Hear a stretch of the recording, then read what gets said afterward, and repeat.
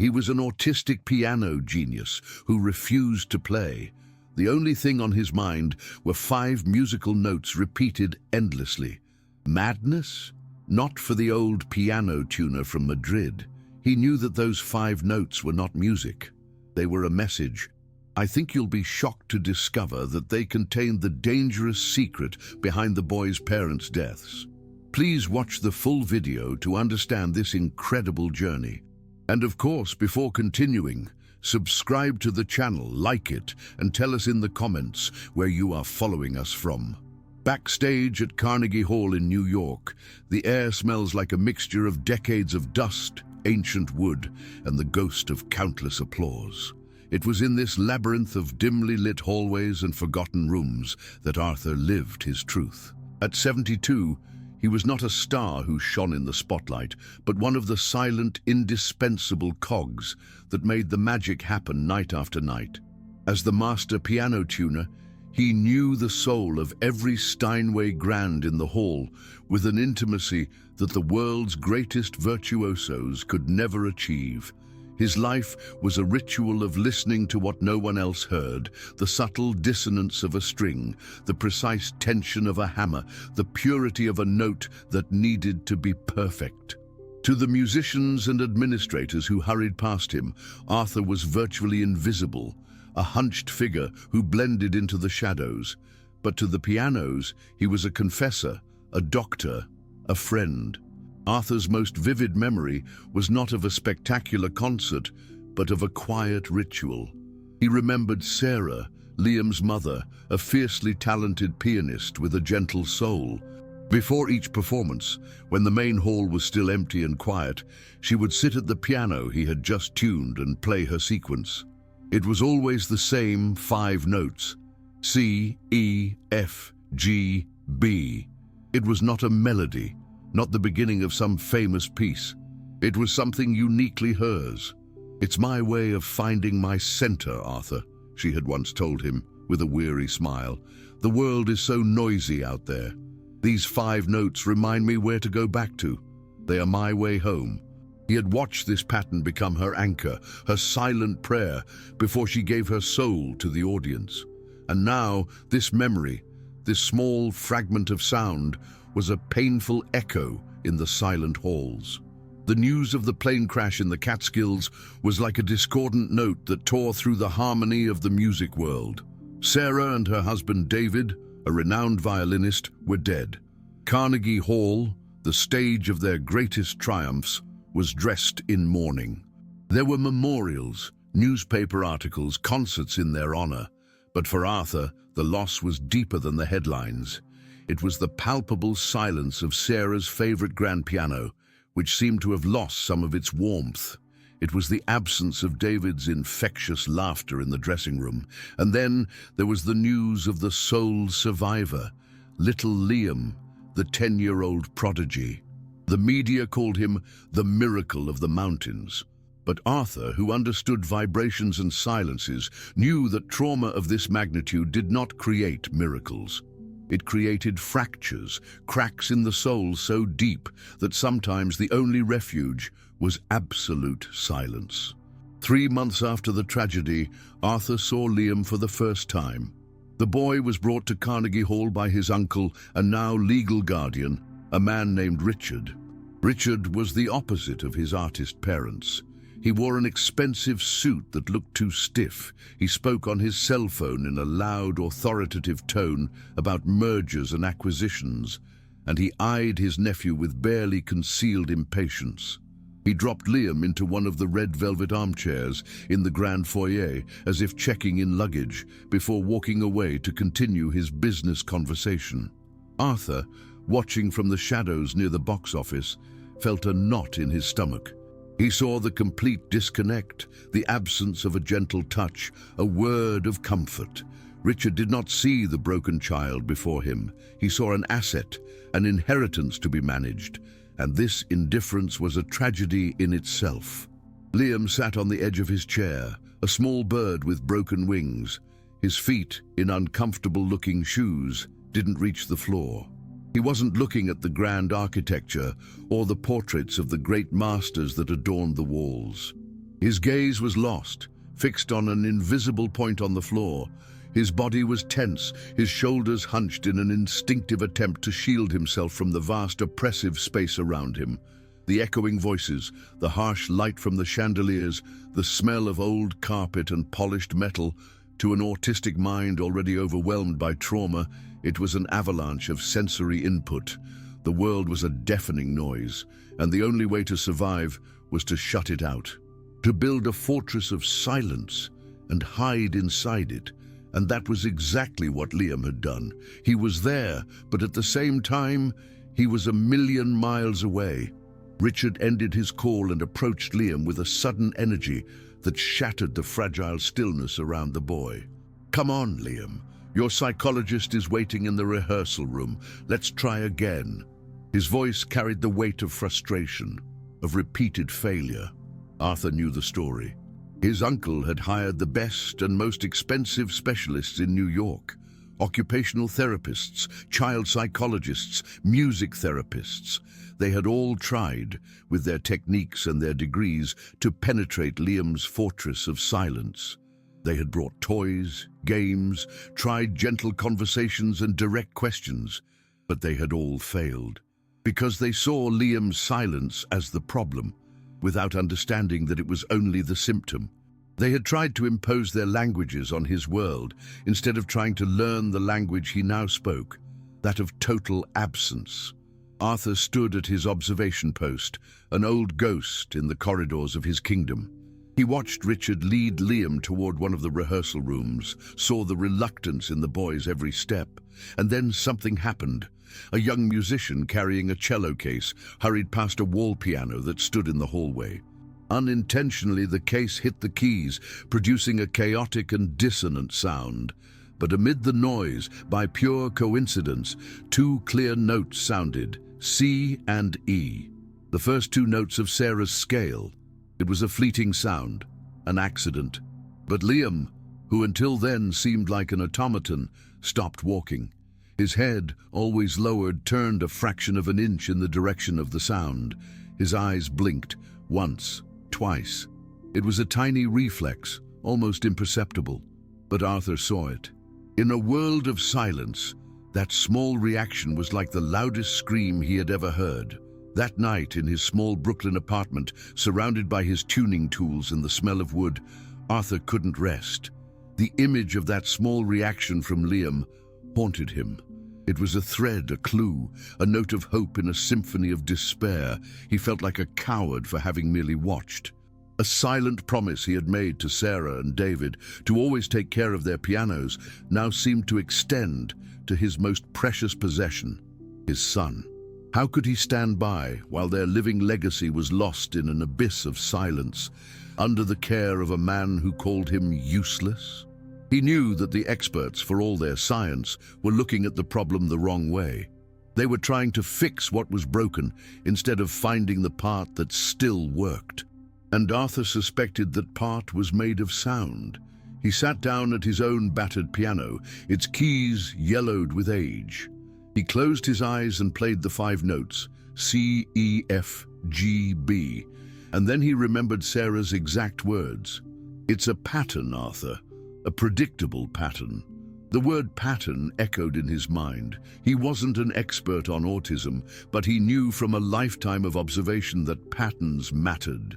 Patterns were safety. Patterns were order in the midst of chaos. To a mind like Liam's, a brain that perceived the world so intensely and now so frighteningly, a familiar repetitive pattern wouldn't just be a reminder of his mother. It would be a safe haven. A logical, unchanging sequence in a world that had become illogical and terrifying. It might be the only door that wasn't locked. The decision ripened in his heart. He had to try.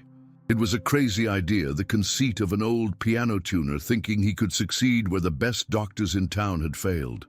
Richard would fire him, humiliate him, throw him out of the only home he had known for 50 years. The risk was enormous. But the risk of doing nothing was unbearable. To let that small spark of recognition he had seen in Liam's eyes go out forever would be the greatest dissonance of all. He would not sleep another night as a silent observer. Tomorrow he would create his own pattern, his own attempt, a plan that involved no words, just 5 notes and infinite patience. And with that resolution, a calm settled in his chest. He had a purpose. The next day, Arthur arrived at Carnegie Hall earlier than usual. While Richard took Liam to another frustrating session with a therapist in one of the main rooms, Arthur set up his own stage. He chose rehearsal room C in the basement. It was a forgotten place, rarely used, with sound-absorbing walls and a smell of old paper. The lighting was dim, coming from a small barred window near the ceiling. In the center of the room sat an old Baldwin grand piano, covered with a canvas sheet. It was the perfect setting, secluded, quiet, without the oppressive grandeur of the main halls. It was a cocoon, a womb of wood and silence. He opened the door to the room, leaving it just a crack, and positioned himself in a dark corner, waiting for his opportunity. The opportunity came 40 minutes later. The therapy session ended, as usual, in failure. Richard left the room with the therapist, arguing in low voices, the frustration evident in his gestures. He told Liam to wait for him in the hallway, an order given without even looking at the boy. And then he walked away with the doctor, leaving Liam alone, a small, still figure in the middle of the long, echoing hallway. This was the moment. Arthur knew he couldn't call Liam's name. The sound would startle him. He needed a different approach. He slowly emerged from his hiding place, coming into view at the end of the hallway. He didn't walk toward Liam. He just stood there, a calm, neutral presence. Then he made a gesture, a simple, silent gesture. He glanced toward the half-open door to rehearsal room C and, with a slight movement of his head, indicated the way. It wasn't an order to be followed. It was a wordless question, an invitation. He was transferring all the power of this interaction to the boy. It was Liam's decision whether to follow or not. This was his space. Liam, who had been staring at the floor, noticed the movement. He looked up and saw the old tuner. He saw the open door that led to an unknown place. He stood still for a long, long moment.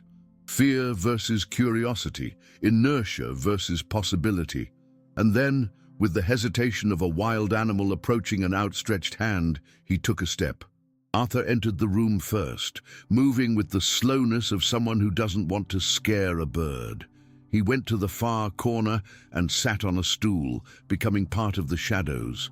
He watched as Liam entered the room, one step at a time, his wide eyes taking in every detail of the room. The covered piano in the center, the dim light, the stacks of sheet music. The boy stopped near the door, his body poised for a quick escape. Arthur said nothing. He didn't smile. He just waited. The silence in the room was profound, but it wasn't an empty silence. It was a silence of permission. He was giving Liam all the time in the world to acclimate, to process the new environment, to decide for himself that this was a safe place. It was a dance of infinite patience. After what seemed like hours, but was only minutes, Arthur stood up. He moved slowly toward the piano, his footsteps soft on the wooden floor. He didn't pull the canvas sheet back all at once. He folded it back, corner by corner, with the ceremony of someone unveiling a work of art. The ivory keyboard, yellowed with age, came into view. He ran his fingers over the keys, brushing away a thin layer of dust. He sat down on the bench, straightened his posture, and waited a moment longer, letting the silence settle again. He didn't look at Liam. His focus was entirely on the instrument in front of him. He was communicating with the boy through the respect he showed for the piano, the object that both united and separated them. Then he raised his right hand. With a touch that was both delicate and precise, he played the first note, C. The sound, clear and a little melancholic on that old piano, filled the room. He didn't play the next note. He let the C ring out, its vibration filling the air, traveling through the room, touching the boy near the door. He let the sound go through its full cycle, from attack to decay, until silence returned.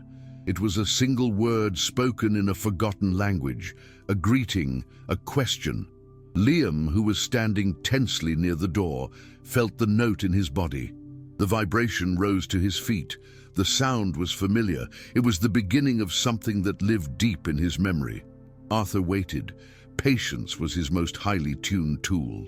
After a long pause, he played the second note, E.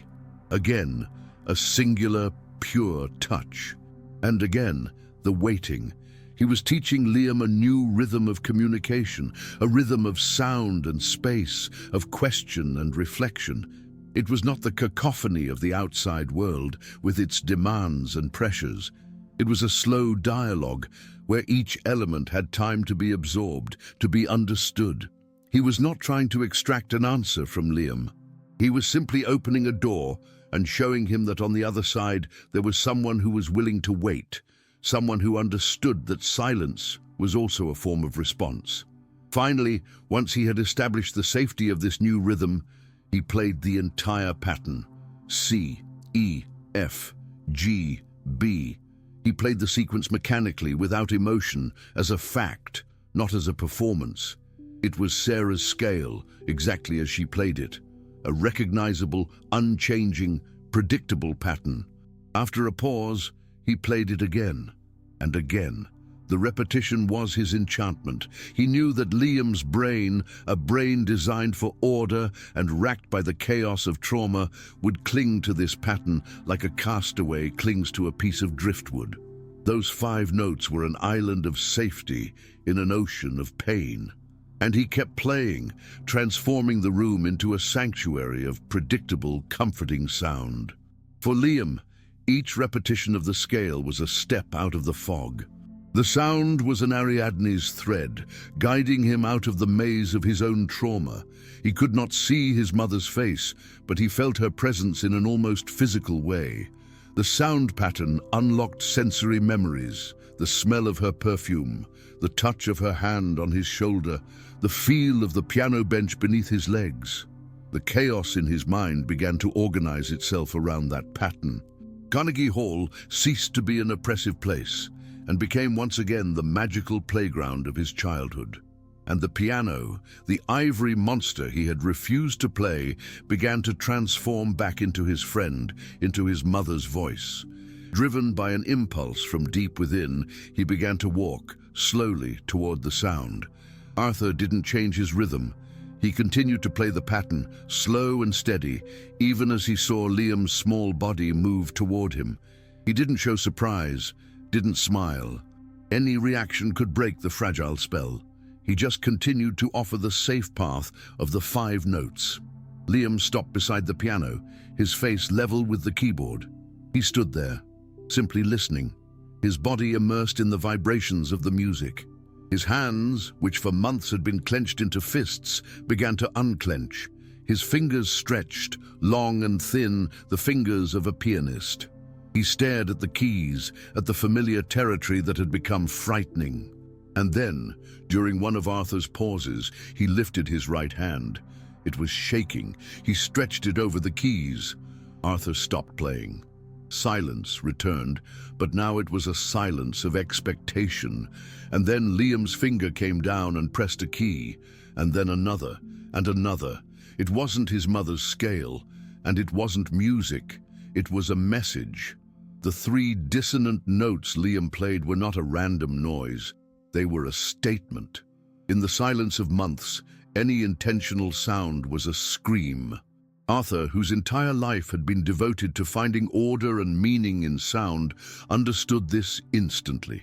An ordinary musician might have seen it as a mistake, a child banging on the keys, but Arthur heard what was behind it, an attempt at communication, a test. The boy was breaking the familiar pattern to see if the old tuner was really listening, or if he was just waiting to hear his mother's melody. Instead of correcting or questioning, Arthur responded in kind. He waited for the low sound to fade, then, with equal solemnity, he played a single high note at the other end of the keyboard. A clear sound, like a question mark. He did not say, "What do you mean?" He said, through the piano, "I hear you. I am here. Keep going." Liam, who had probably expected to be ignored or reprimanded for breaking his mother's sacred sequence, remained motionless. That Arthur had responded to his dissonance with a note of his own was an immense act of validation. For the first time since the accident, someone was not trying to impose a world of rules and words on him, but was willing to enter his world of sounds and silences. Emboldened by this unexpected response, he raised his hand again. This time he played 2 different notes, one after the other, and repeated them. It was a sequence, a fragment of logic in his internal chaos. He was establishing the rules of a new game, a dialogue that only they understood.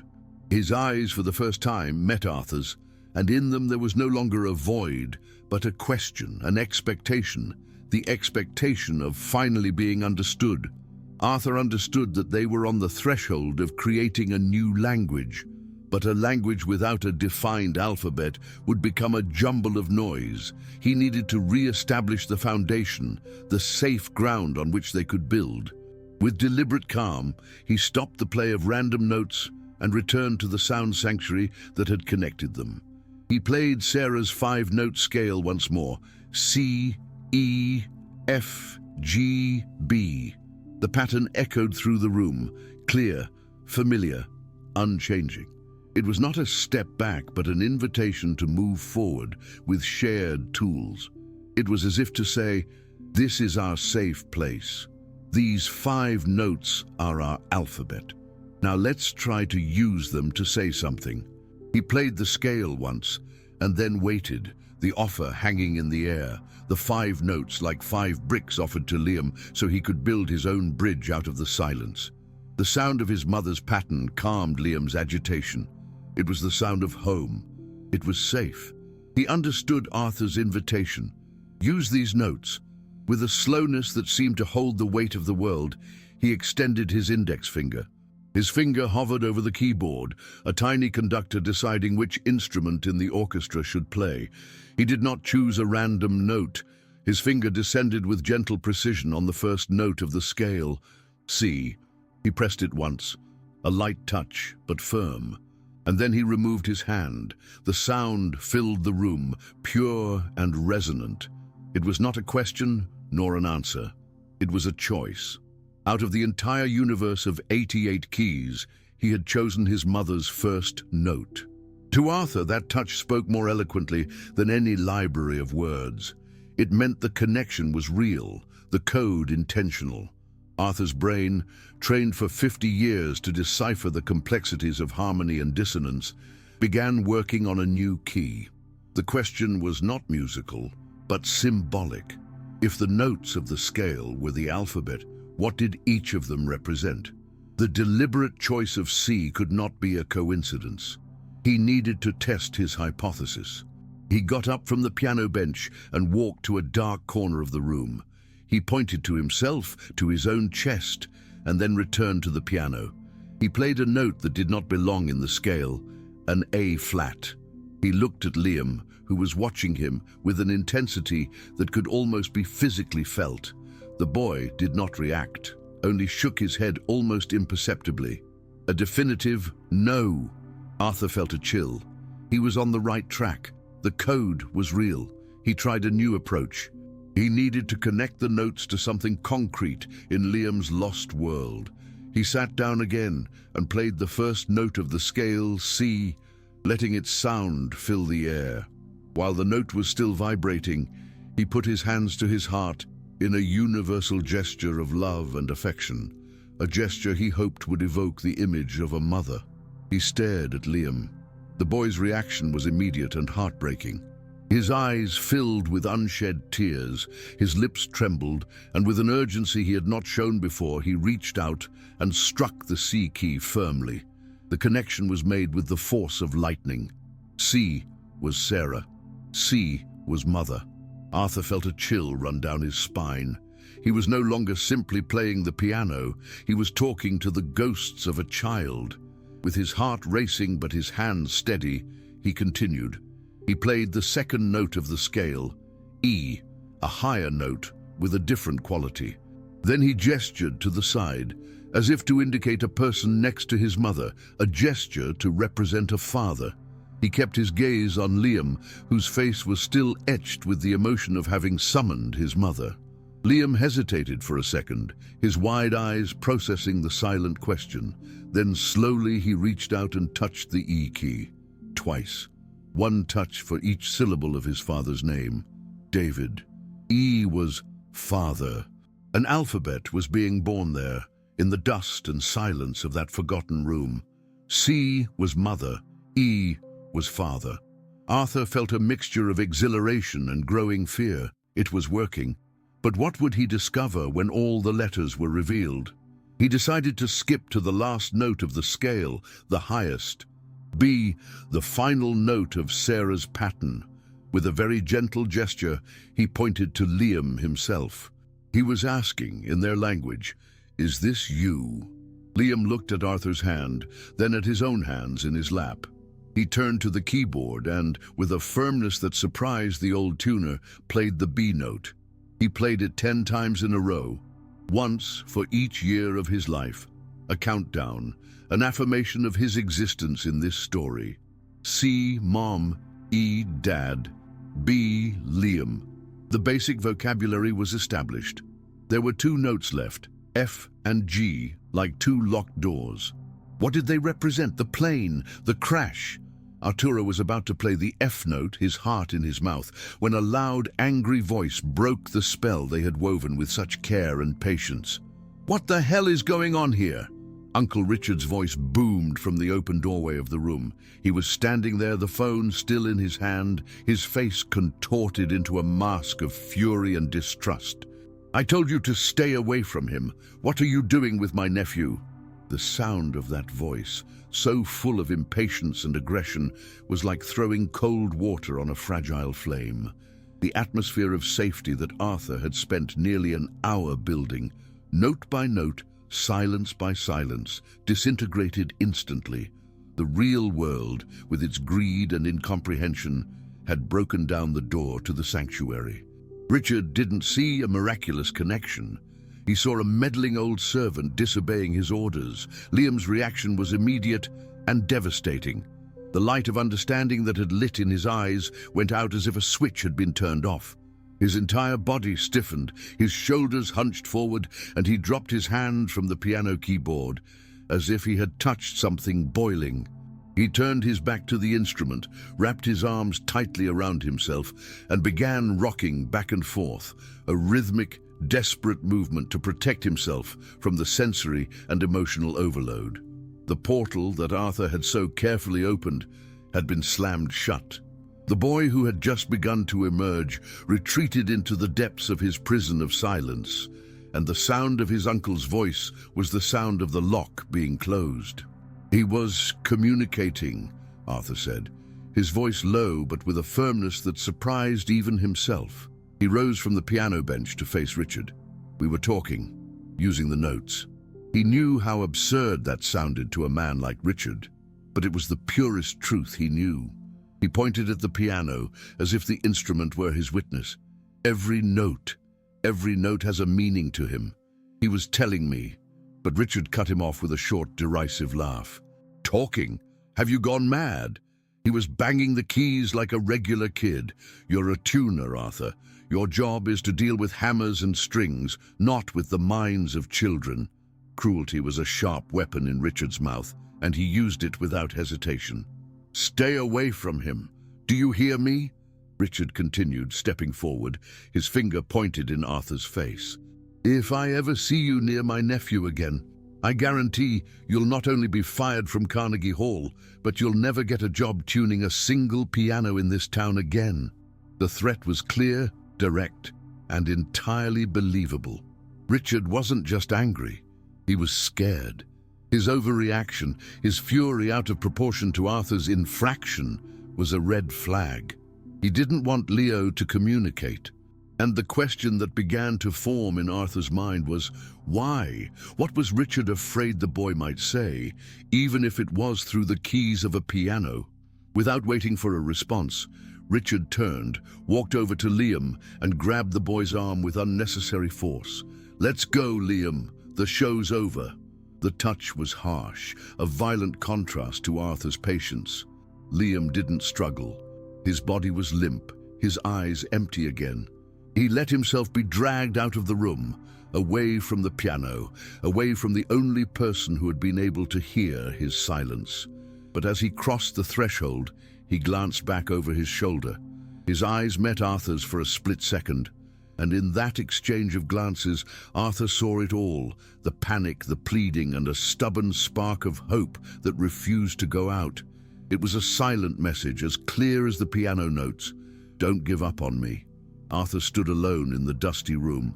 The silence that had returned was no longer the silence of peace, but of defeat. He stared at the Baldwin grand piano, a sleeping giant whose keys had, for a brief moment, become the voice of a lost child. The euphoria of discovery gave way to a deep sadness and a helpless rage. He had come so close. He had the key, he knew he did. But the door was now guarded by a dragon in a well-cut suit. This brutal confrontation had not merely interrupted a conversation, it had revealed Richard's true nature, the terror in his eyes, his violent reaction. Why had he been so desperate to ensure that Liam remained silent? The question hung in the room, heavier than the dust of decades. That night, Arthur's grief turned to steely resolve. Anger gave way to clear purpose. He could no longer approach the situation naively. If he couldn't reach Liam openly, he would find a way to do it in secret. Richard's fear wasn't just about keeping control of an inheritance. It was about what Leo might reveal. The plane crash, the missing notes, F and G, were the final pieces of the puzzle. Arthur's mission had changed. He was no longer fighting just for a boy's soul. He was fighting for the truth about his parents' deaths. And for the first time in his life as a lonely man, he admitted to himself that he couldn't win this fight alone. He needed help. He thought about the people at Carnegie Hall. Who could he trust? His mind settled on Margaret, the stage manager, a practical, no-nonsense, middle-aged woman who had been at the hall almost as long as he had. Margaret was fiercely loyal to the institution and the people who made it up. She adored Sarah and David, and openly despised men like Richard, who saw the Temple of Music as nothing more than a stage for their business dealings. If anyone in the room would share his outrage and have the courage to act, it was her. But going to her was a huge risk. It would mean involving her in a conspiracy against one of the theatre's wealthiest patrons. He would be asking her to risk her job and her reputation for the intuition of an old tuner. The next day, he sought her out. He found her backstage, barking orders to a team of technicians who were setting up the stage for the evening's opera. He waited patiently until she was finished, then asked for a moment. He led her to the staff cafe, a noisy place that offered the perfect anonymity for a secret conversation. In a low, urgent voice, he told her everything. About Sarah's 5-note scale, about Liam's reaction, about the code they were beginning to crack, about Richard's violent interruption and the threat he had made. He spoke with the passion of a man who had found a cause, the hopelessness giving eloquence to his words. He needed her to believe him. Margaret listened to it all with her arms crossed, her face skeptical. Arthur finished his story, his heart pounding, waiting for disbelief, for her story to be dismissed as senile delirium. She was silent for a long moment, stirring her coffee. "Do E, F, G, B," she said finally, her voice hoarse. "Sarah called it the ladder of the soul. She told me once it was like climbing step by step to a place of calm before the concert storm began." Arthur's eyes widened. Margaret remembered. She knew. She wasn't just hearing a story. She was connecting the dots with her own memories. "That Richard," she went on, the contempt clear in her voice, "he was always jealous of Sarah's talent. He thought she should have stayed home." "What do you need, Arthur?" Margaret asked. And with that question, the alliance was sealed. He explained his plan. He needed one more session with Liam, alone, without Richard knowing. Margaret, as stage manager, had the power to orchestrate chaos. She could create a distraction, She could invent an urgent technical problem on the main stage that required the presence and input of a patron like Richard. While she kept him occupied with questions about lighting and acoustics, a trusted assistant would whisk Liam away to safety, to the small rehearsal room C. It was a risky plan, full of flaws, but it was their only chance. Margaret smiled, the hard smile of someone accustomed to solving impossible problems. "Leave it to me, my old friend. Let's give this boy a chance to finish his song." The stage was set for their second meeting. The next day, Margaret, in an award-winning performance, intercepted Richard in the grand foyer, lamenting a crisis with the new sound system that required his immediate approval.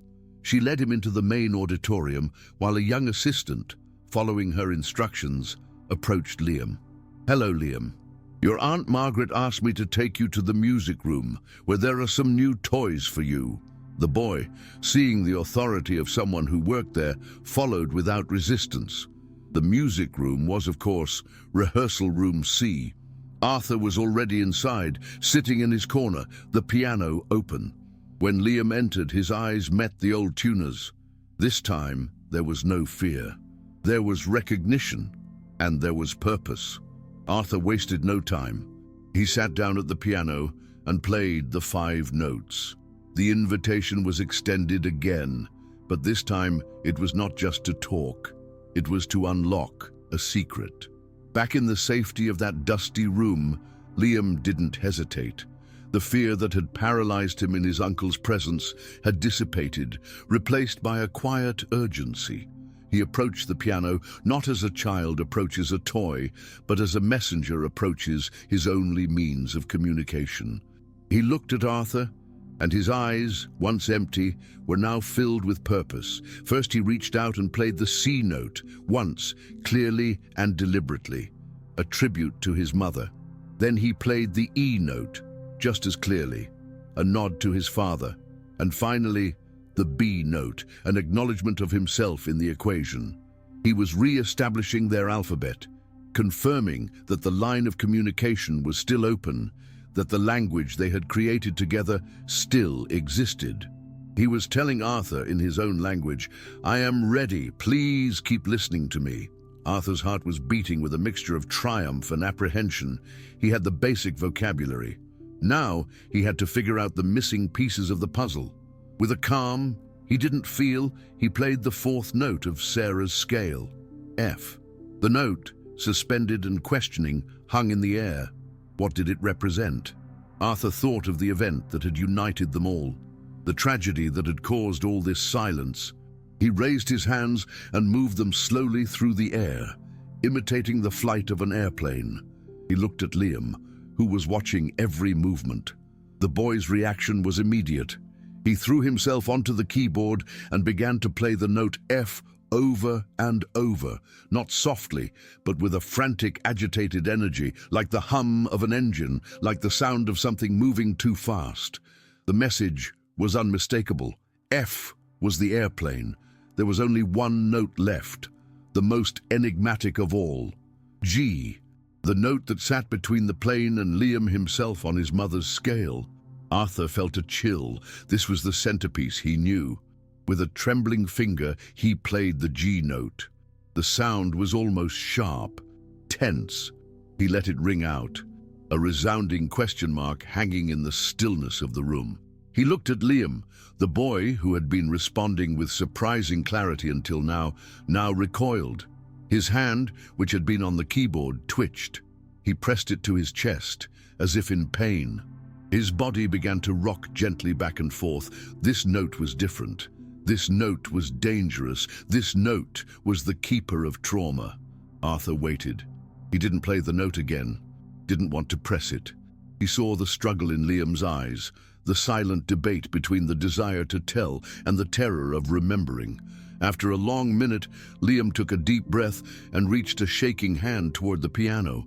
He didn't play the G key gently. He struck it. He used his fist, creating a horrible sound, a cacophony of strings vibrating in protest. It was a sound of violence, of rage, of something terribly wrong. He struck the G key again and again, the ugly sound filling the room. Arthur, on instinct, stood up and pointed discreetly down the hallway, in the direction where Uncle Richard had disappeared. The instant he made the gesture, Liam stopped striking the piano. He stood completely still, his wide eyes fixed on Arthur. The silence that followed was more telling than the noise. The alphabet was complete. C, the mother. E, the father. F, the plane. B, Liam himself. And G, the note of violence, the note of the clenched fist, was Uncle Richard. Arthur felt the ground disappear beneath his feet. This was not just a matter of a negligent and greedy uncle. Liam's code, the language they had created, told a much darker story. Richard's presence in the equation was linked to violence and the plane. Arthur looked at the boy, who was now shaking, exhausted from the effort of having revealed so much. And he knew that his mission had changed. He was no longer just trying to cure a child. He was trying to solve a crime. With trembling hands, Arthur turned back to the piano. Now that he had the words, he needed to form the sentences. He needed to ask the right questions in their language. He looked at Liam, who was watching him with rapt attention, and began to tell the story in musical form, asking for confirmation. He played the sequence, C, E, B, Mom, Dad, Liam. He paused, and then played the note F. On the plane, Liam nodded slowly, the movement almost imperceptible. The first sentence was formed. The scene was set. A family on a plane, in the sky, before the storm. Arturo felt as if he were diffusing a bomb, thread by thread. Arthur took a deep breath and played the next sequence. The hardest, the most dangerous. He played the G note, Richard, and then he waited. Liam's reaction was visceral. He didn't play a single note. Instead, he turned to the lowest keys on the piano, on the far left, and with both hands, he pressed a set of low, dissonant notes, creating a deep, ominous chord, like the sound of distant thunder or an engine starting to fail. He repeated that low chord over and over, each time louder. Arthur understood. Richard wasn't on the plane, but his presence, his name, was associated with the sound of impending disaster. The story began to unfold, a tragedy told in fragments of sound. Arthur would ask questions with sequences of notes, and Liam would answer with his limited but terribly eloquent palette. Arthur would play G, Richard, and Liam would answer with the bass chord. Arthur would play F, the airplane, and Liam would answer with a rapid, chaotic sequence of random notes, like the sound of metal breaking, of panic. Arthur would play C, Mother, and E, Father, and Liam would answer with a long, deep silence, a silence that was more painful than any sound. And then came the final sequence, the one that would make it all make sense. Arthur, his heart in his throat, tried the last question. He needed to know the how. He played the G note, Richard. Then he looked around the room, searching for an object. He picked up one of his tuning tools, a metal key, and tapped it lightly on the wood of the piano. A metallic sound, of work, of tool. He looked at Liam, who had understood the gesture. Liam's answer was the clearest and most terrifying of all. He played the G note, Richard. Then he played a series of high, rapid notes, like the sound of screws being turned. And then he played the F note, the airplane. And finally, the low, terrible chord of disaster. The message was impossible to ignore. Richard, tools, airplane, disaster. Arthur stepped back from the piano as if he had been shocked. He leaned against the wall, his legs weak. It was all there. The whole story told by a child who could not speak. A story of sabotage, of murder. He looked at Liam, who was now quiet, his body exhausted, as if he had unloaded an impossible weight. The boy had trusted him, had given him his terrible truth. And now the weight of that truth was on Arthur's shoulders. He was not a cop, nor a lawyer, he was just an old piano tuner. But at that moment, he was the only person in the world who knew what had really happened on that plane, and he knew he could not carry that secret alone. As soon as Margaret managed to get away from Richard, making up the excuse that she had to sign urgent documents, she rushed to the rehearsal room. She found Arthur pale as a ghost and Liam huddled in a corner, exhausted. Without saying a word, Arthur sat down at the piano and played for her the story he had just heard. G high, fast notes. F, the low chord. Margaret, who knew the language of theatre and drama, understood immediately. She did not question, did not doubt. The expression on Arthur's face and Liam's exhausted state were proof enough. "My God, Arthur," she whispered, "sabotage. He sabotaged his own nephew and his family." "We have no proof, Margaret. Only the word of a traumatized child, delivered in a way no one in the world would believe," Arthur said, his voice hoarse with despair. "Richard would destroy us. He would say we were crazy, that we were manipulating the boy." But Margaret was a woman of action, not whining. Her practical mind was already working. "We may not have proof of what happened on the plane," she said, her gaze hardening. "But his fear that the boy might communicate is our proof that he has something to hide, and that's enough to start with." She picked up her phone. "I'll make some calls. I know people who owe favors to Carnegie Hall, people who can check the maintenance records on that private plane without arousing suspicion." In the days that followed, Carnegie Hall became the center of a covert operation. While Richard believed he had silenced the old tuner, Margaret and Arthur worked in the shadows. Margaret, using her network of contacts, gained access to the plane's flight and maintenance logs, and she found them. An unscheduled maintenance, performed by an unknown company, authorized by Richard 2 days before the flight. A crucial engine part replaced with a lower quality one. Meanwhile, Arthur continued his secret sessions with Liam. With Margaret's help, they devised a system. Using a tape recorder, Arthur recorded Liam's responses on the piano. They were building their case, note by note. The final showdown took place not in a courtroom, but in the grand foyer of Carnegie Hall. Arthur and Margaret had arranged to meet with Richard under the pretense of discussing a new endowment for the theatre. When he arrived, cocky and confident, they were not alone. With them were 2 detectives from the New York Police Department, serious-faced men who were unimpressed by expensive suits. "What's this about?" Richard asked, the smile fading from his face. Arthur said nothing. He simply took a small tape recorder from his pocket and pressed play, and the sound that filled the hushed foyer was not a voice, but a piano. G high, quick notes, F, the bass chord. Richard paled. He recognized the pattern, the story, even if he didn't understand the code. He saw the accusing look in Arthur's eyes. "This is ridiculous. It's just a kid banging on a piano," he stammered. But his denial was weak, his panic evident. It was then that one of the detectives stepped forward, holding a folder. "Mr. Richard Miller," he said, his voice calm and official. "We have a statement from a mechanic who confessed to being paid to sabotage the engine of your brother-in-law's plane. And we have bank records that show a large transfer of money from one of your companies to this mechanic's account the day after the job." Richard's house of cards collapsed. The greed, the cruelty, all came out, revealed not by an eyewitness, but by 5 musical notes and the courage of an old tuner. Richard's arrest made headlines across the nation. The greedy tycoon had murdered his wife's sister and brother-in-law for an inheritance. The story of the miracle boy took on a new and tragic dimension, and in the midst of the media storm, Liam was safe, far from it all. Justice had been served for the men, but the healing of his soul was only just beginning. With Richard out of the picture, Liam's custody was temporarily transferred to an institution while the system decided his future.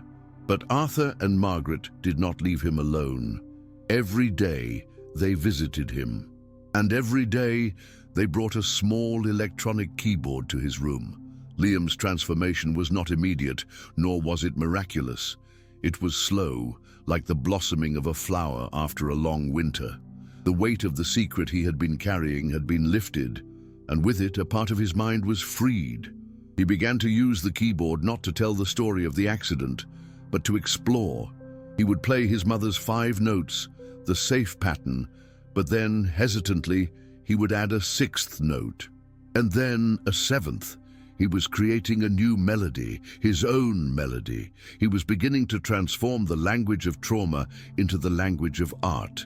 He could not yet speak, but his music was beginning to tell a new story, one of hope. Arthur became a constant figure in Liam's life. He was not a therapist, nor a tutor. He was a friend, a listener. He would sit beside Liam for hours, saying nothing, simply listening to the hesitant melodies the boy created.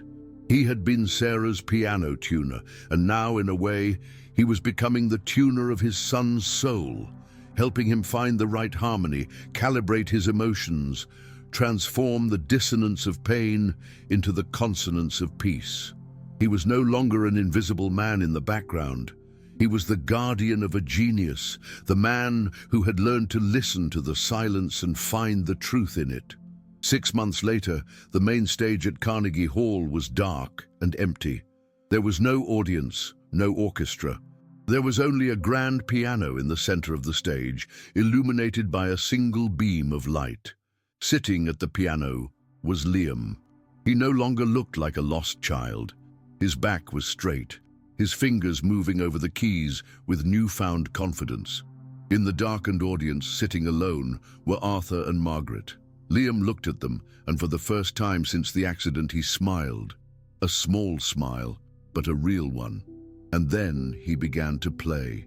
He began with his mother's 5 notes, C, E, F, G, B.